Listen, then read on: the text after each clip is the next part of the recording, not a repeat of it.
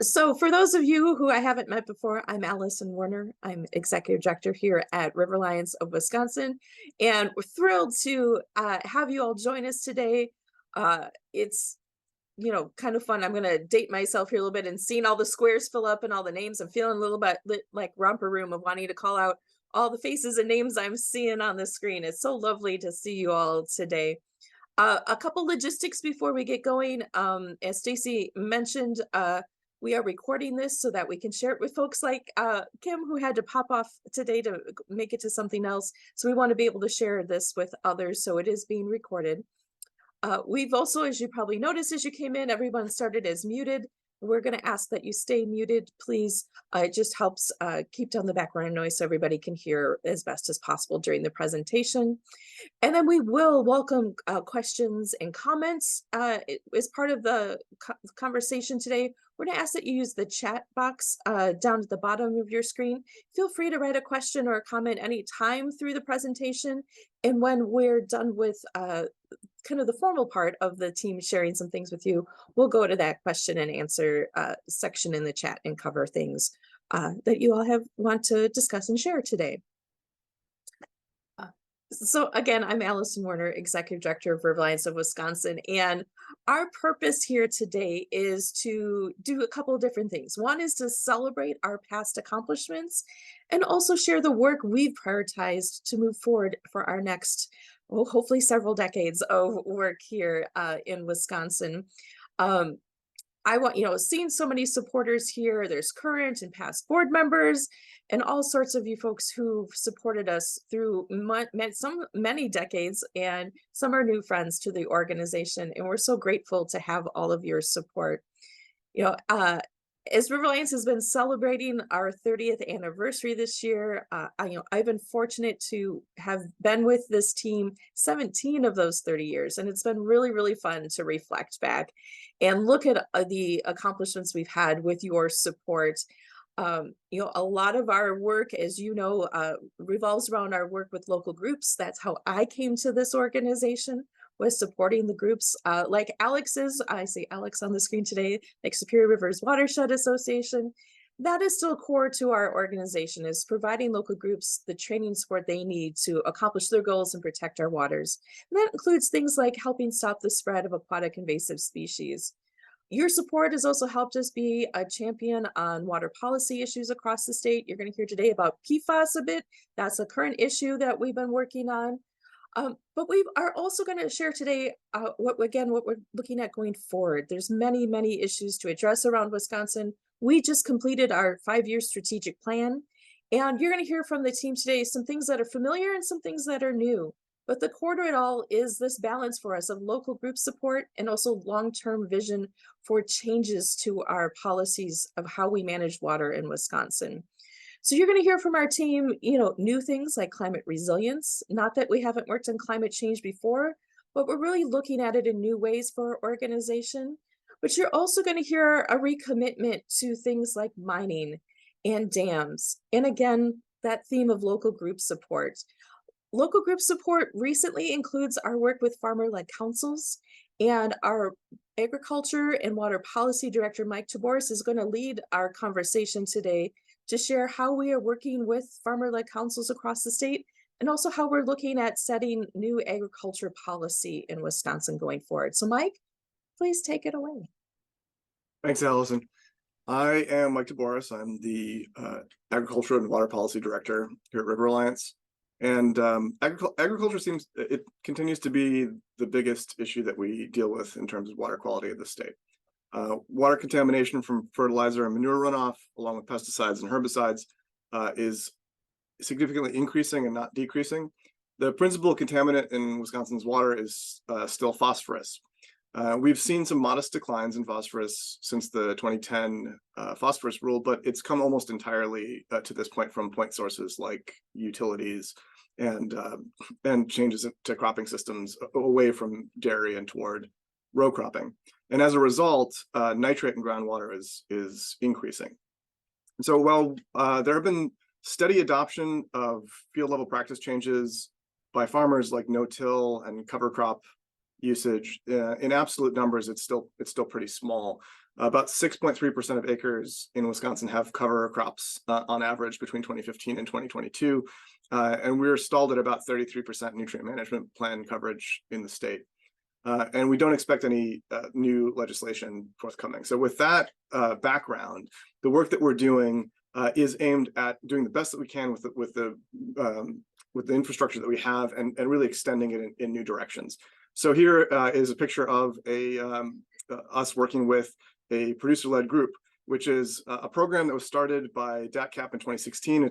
It's very popular. It gives money to producers to start watershed groups. And these watershed groups that are run by farmers are the same as any other watershed group that River Alliance works with. And so we've stepped up to support them, providing them with infrastructural support as organizations to help them become better organized, to function well, and to last into the future, since they are the point of implementation for most of this field work. We want to identify the ones that are working really well for the long term and help them rise to the top, and hopefully create accountability mechanisms for them so that we can show that their work is actually achieving results. We regularly work with about a half dozen groups, and we're getting consistent requests to do capacity support building and trainings to offer advice from groups almost on a weekly basis. So that's been very exciting. We know that the pace of change here on the ground is not fast enough if what we want is safe water for everyone in Wisconsin. So over the last year, we have been working on the Wisconsin agriculture agenda. It's an attempt to extend the discussion beyond just field practice and toward other parts of the food system. Really, we need full changes in the food system and the way that it operates in order to produce the water quality gains that we want. So through 2023, we held meetings with experts from across the food system to identify new policy areas that will instigate this positive change. And soon you'll see the results of that, as we'll be releasing our policy guidance documents in the near future. They cover topics from farm lending to crop insurance, institutional procurement, rural healthcare access, food waste reduction, land access for young and BIPOC farmers, and general rural economic stability concerns. And with that, I will pass on to Bill Davis, our senior legal analyst.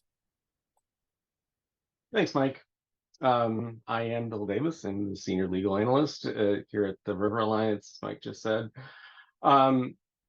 One of the things that you will hear, and Mike just kind of touched on it, as did Allison, one of the mantras that we have at the River Alliance is that we need to do three things all at the same time. We need to help people now. We need to make the best use of the laws and policies that we have on the books, but we also have to figure out a better way forward. And so I'm going to kind of organize my talk around that mantra. As Allison mentioned, and so did Mike, we do work a lot with local groups, and I'm a part of that as well. Given my background, I do a lot of the documentation review for local groups. I've reviewed the bylaws of now close to a dozen of our partner groups, and I've provided advice on personnel and financial management for local folks as well. So when you hear us talk about it, it truly is a team effort between all of us, and you'll hear more about that from Johnson as well. But that's part of what I do. I am also the lead staff for us on all things PFAS, which is more in the realm of trying to make the best use of what we've got. Although part of that is also just defending what we've got. Wisconsin Manufacturers and Commerce has filed a lawsuit that would gut our spills law. And the River Alliance is one of several organizations that is represented by Midwest environmental advocates helping to defend that law. And that's part of what I do. There are also the DNR is trying to promulgate groundwater standards for PFAS substances, and I follow that, as well as there is legislation that is currently pending that ostensibly is aimed at trying to spend the $125 million that the legislature put in the budget for PFAS. Unfortunately, there is a really significant poison pill in that bill that would quite severely limit the DNR's ability to take enforcement actions under PFAS, which is a really bad deal. So I also work on that. all of that work we are doing in coalition with partners from local affected communities, as well as other state level organizations. The other thing that we've got coming up in the new year around using our existing laws as best you can is a whole series of webinars on the Clean Water Act.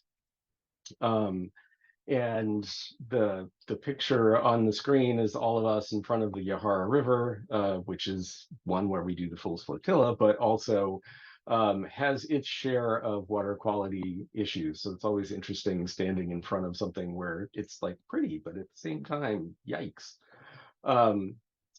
In the realm of finding a better way, for me, I'm the main staff person for the Wisconsin Water Agenda. The unfortunate fact is that all of our laws taken together cannot achieve our human health and ecological goals. And in fact, our current set of regulation normalizes degradation. So as Mike was saying, we're actually on a downhill trend in a finite system. That's a problem. The Water Agenda defined 12 elements that we think characterizes a system that could achieve our human health and ecological goals. And my current work is trying to operationalize one of those elements, which is you have to manage water as it actually exists in nature.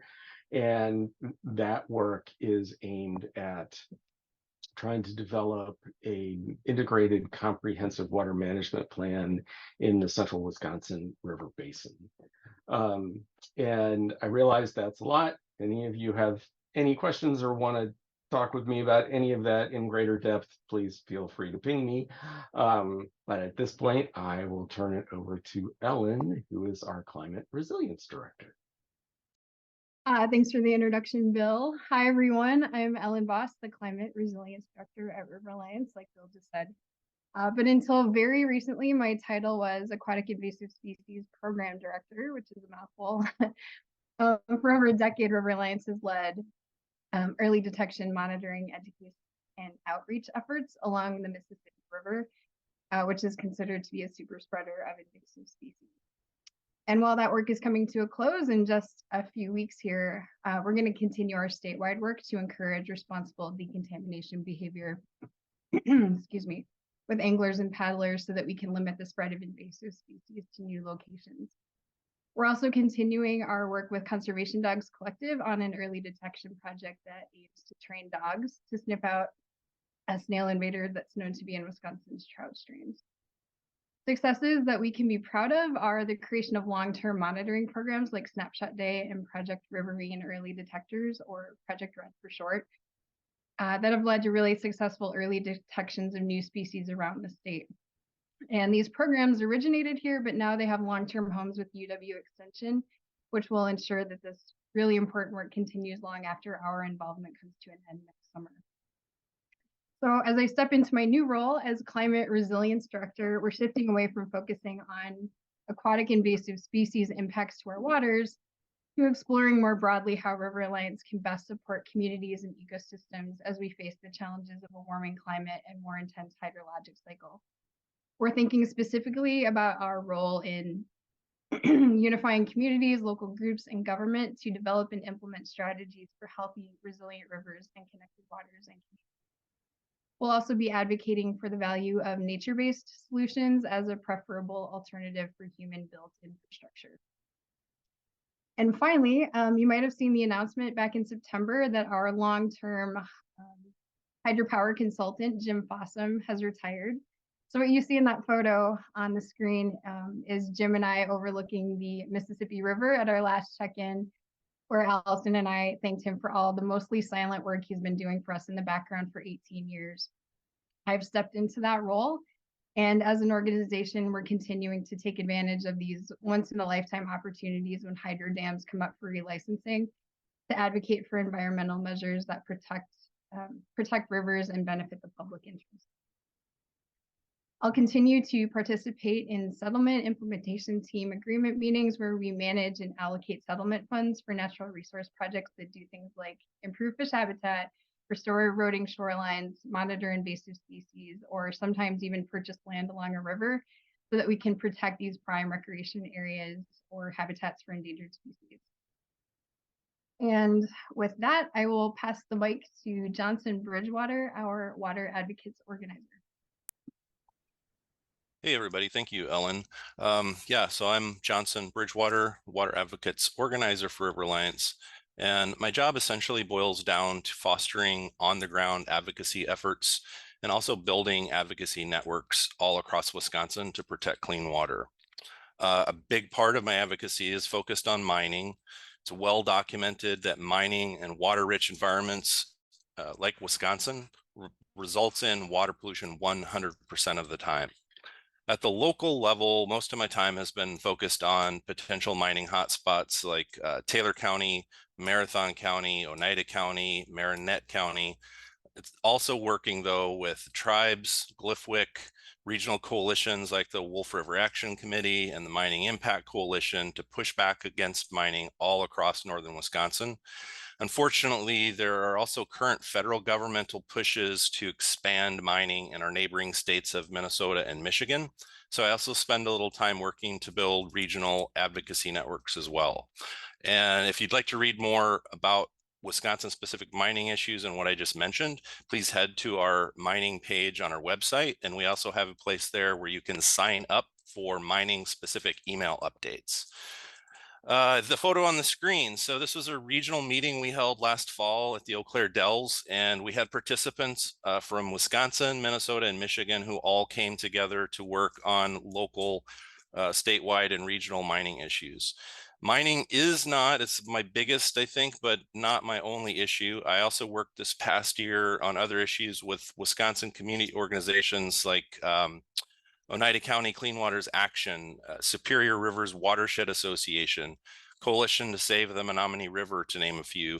And I also pitched in with statewide organizations like LWV, League of Women Voters, Trout Unlimited, Gathering Waters, all towards working to keep Wisconsin waters clean and protected. One of the largest efforts outside of mining has been the Clean Water Now campaign, and I'm proud to say that up until recent legislative changes, the Clean Water Now for Wisconsin campaign reached 10 counties and was acted on by more than, it was tens of thousands of Wisconsin voters, I can't remember the exact figure, who worked on passing referendums asking our state legislature to do more to assure Wisconsinites will have clean water going forward. And as I just mentioned, due to legislative changes, River Alliance is pivoting the Clean Water Now campaign to a non-referendum based campaign. But I'm happy to say we are revising it. You can head to the voteforcleanwater.com website and see the changes. And I'm happy to share that Ashland County recently passed a Clean Water Now resolution following the legislature's ban on 9 non-binding referenda. I'd also like to mention in closing an exciting new effort that we are looking into, myself and River Alliance, namely the issue of working to protect and restore manoomin, or wild rice, and figuring out what we can do to assure the well-being and survival of what Glyphwick has labeled the most at-risk being of all of the beings of importance to the treaty tribes as a result of climate change. I recently joined the largest gathering of wild rice advocates ever convened. This was over at Fond du Lac in Minnesota, and I'm going to spend this winter building on that effort and the relationships that were built there. Given manoomin's sensitivity to changes in environmental conditions, especially those changed when mining is present, and given the fact that manoomin is the very heart, soul, and spirit of many of our tribal friends, River Alliance believes working to protect manoomin can serve to address and unite many separate water quality issues into a single unified purpose. I want to thank all of you that are on this event today, your collaboration, in many cases, your friendship as we head into 2024. And I hope you have reason to touch base with my coworker, Karen Anderson, our development director. So I'm going to turn it over to Karen. Thanks, Johnson. Hi, everyone. I'm Karen Anderson, Development Director with River Alliance of Wisconsin. River Alliance's mission, as you know, empowers people to protect and restore Wisconsin's waters.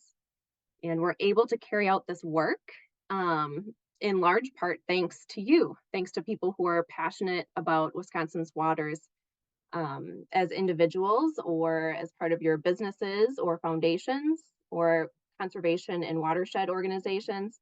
Thank you all for your tremendous support. Recently, on Giving Tuesday, just a couple weeks ago, on November 28th, you all helped us raise $33,000 to support our mission, which exceeded our $30,000 fundraising goal in celebration of our 30th anniversary. So thanks again to the over 100 people who donated on that day, and the generous sponsors who provided the match for that day, a couple anonymous sponsors, as well as Beth Fuller in memory of Dale F. Fuller. Thank you so much. We are in year-end giving season, and there's still time to make a 2023 donation. You could also consider a gift membership for someone else, and you can do that on our website at wisconsinrivers.org/donate. Put the link in the chat there. Let's see here. Yes, wisconsinrivers.org/donate. Your year-end gift funds River Alliance to empower people to protect and restore water through all of the avenues that we just heard of about with my colleagues today. Really underscoring a vision for a better water protection system into the future, lobbying and advocating for clean water protection, and local watershed group capacity building and collaboration. So again, the link to donate is in the chat, or go to wisconsinrivers.org/donate. Supporters get a Wisconsin is a water state sticker for any new or renewing donations. We'll mail that out to you with your acknowledgement letter. But thank you again for considering a year-end gift. Before I turn it over to our communications director, Stacy, I'd like to share with you a couple save the dates. We have some exciting things on the horizon. So on March 5th, we have a day of giving called the Big Share. And this day of giving is alongside 70 other nonprofit organizations working to advance environmental and social justice. We'll be raising funds for our mission on that day on March 5th. And the goal really is new supporters.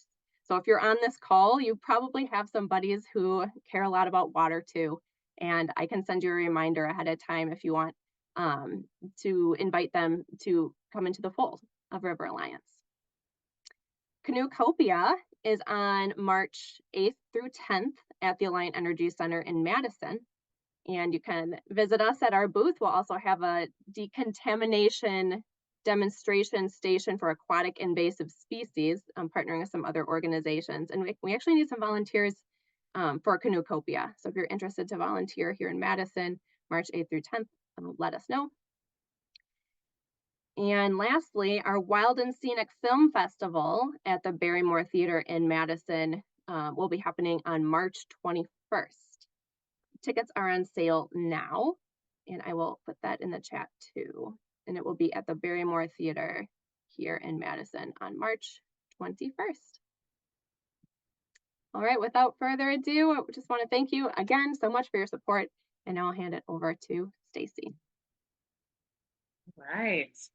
Okay, folks. So hi, my name is Stacy Harbaugh. I'm the communications director at River Alliance. So my job is to take care of all of the sort of external marketing and communications work.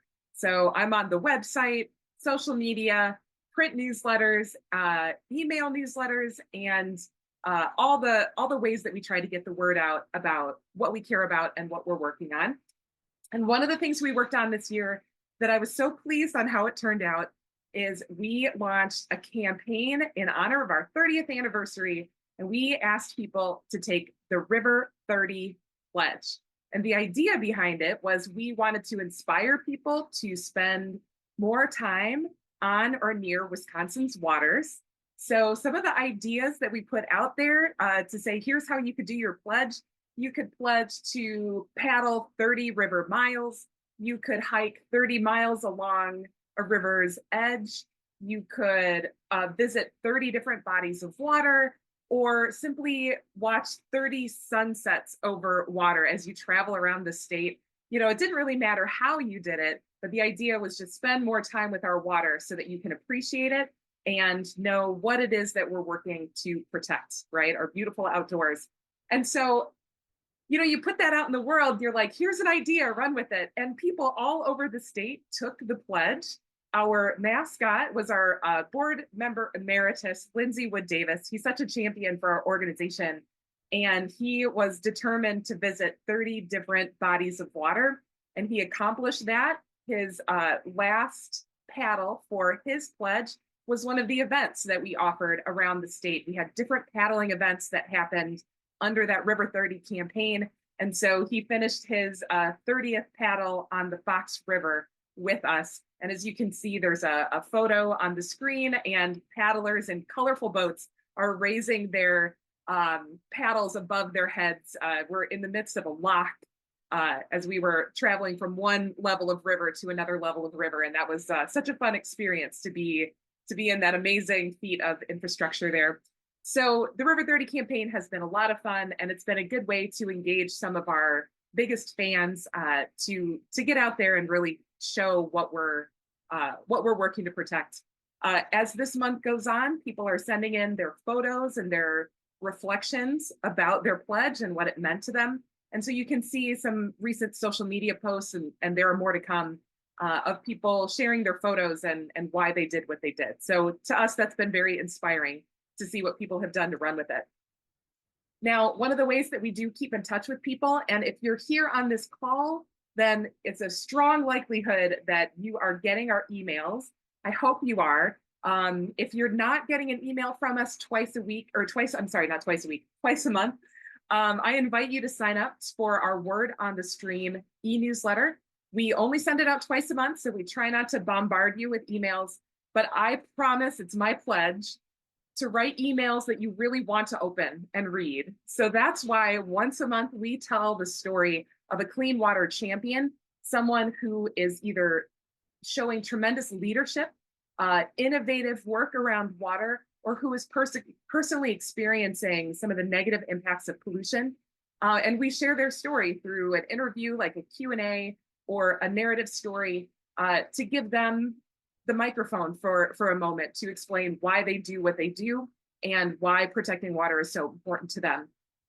The one from this month was climate researcher Maddie McGee. She has a very great way of explaining how climate change is going to be impacting our waters.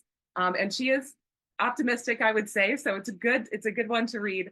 And our next one to come will be our newly incoming board president, Tyrone Craddock Williams. We're going to talk to him about what clean water means to him. So please sign up.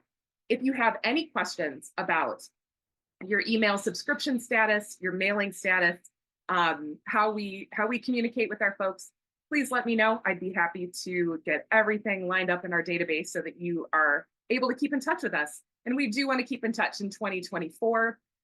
One way that we want to thank you for being on this call today is everybody is entered to win a t-shirt. That's for our 30th anniversary, and it's got a print of the rivers of Wisconsin on it. So one of you lucky winners will be contacted by email from us. But I'm just so glad that you could be here today as we wrap up our anniversary year. So that's the end of my presentation. I think I'll hand it back to Allison. And at this point, we can open it up for questions or chat or however you'd like. So thank you. Thank you, Stacy. And I just want to start, for those of you who've been supporters of our organization for a long time, first, our gratitude again. But, again, being with this organization for 17 years, we've always had strong team members. But I hope that's one thing you took away from our short celebration and reflection on this year and our last 30 years is this amazing team we have. And you saw 2 photos today of all of us gathered. We try to have we're spread across the state, our team. And so we get together in person as much as we can and take those photos. The first one was along Starkweather Creek, which is my home river now in my backyard. As Bill said, the other one was along the Yahara River. And I'm just so fortunate to get to work with such amazing folks. So I hope that came through loud and clear today, is the talent and knowledge and skills this whole team has. And I believe, as Bill mentioned, like, it's a very collaborative team. No one's just working on their work alone. This team works so much together, and then with groups across the state. And then real quick, because I'm going to say one more thing, because and all the exciting things I wanted to share for the year, I forgot one. And Johnson did such a good job explaining our work on preventing metallic mining pollution in the state. And this is something that's been important to our organization for decades. We were part of the effort to stop the Crandon mine. And this last October, we got to go to the 20th anniversary celebration of the Crandon mine purchase. And our former board member, Tina Van Zyl, I'm going to bring it close here as we can, gave us a nice memento. It's a core sample piece to acknowledge that anniversary of the Secaucus Chippewa Lake community and the Forest County Potawatomi community of coming together to purchase that land to protect that deposit from ever being mined. It's very important, meaningful work, again, that we do in collaboration with so many folks across the state, and we're grateful for your support to do it.